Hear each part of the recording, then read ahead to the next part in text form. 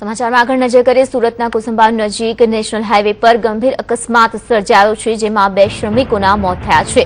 મળતી માહિતી મુજબ નેશનલ હાઈવે પર મિની ટેમ્પોનું ટાયર ફાટતા ટેમ્પો પલટી મારી ગયું હતું, જે દરમિયાન ગોધરાથી આવી રહેલા શ્રમિકો ટેમ્પોની અડફેટમાં આવી ગયા હતા, જેમાંથી 2 શ્રમિકોના ઘટના સ્થળે જ મોત થયા હતા, જ્યારે 5 જેટલા ઇજાગ્રસ્ત શ્રમિકોને સારવાર અર્થે હોસ્પિટલમાં ખસેડાયા છે।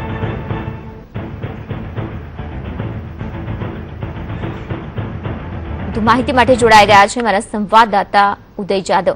ઉદય, આ અકસ્માત જે સર્જાયો છે, અકસ્માતને લઈને શું વધારે જાણકારી છે અને આ ઘટનાની હાલની સ્થિતિ શું જોવા મળી રહી છે?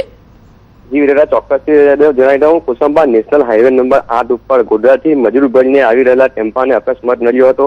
આ કુસુંબા બ્રિજ ઉપર ટેમ્પાનું ટાયર ફાટતા ટેમ્પો પલટી ગયો હતો। ત્યાં ટેમ્પામાં સવાર 35 જેટલા મજૂરો પૈકી 2 મજૂરોનું ઘટના સ્થળે જ મોત નીપજ્યું હતું અને 5 જેટલા મજૂરોને ઈજા પહોંચતા તેમને સારવાર અર્થે નજીકની હોસ્પિટલમાં ખસેડવામાં આવ્યા હતા।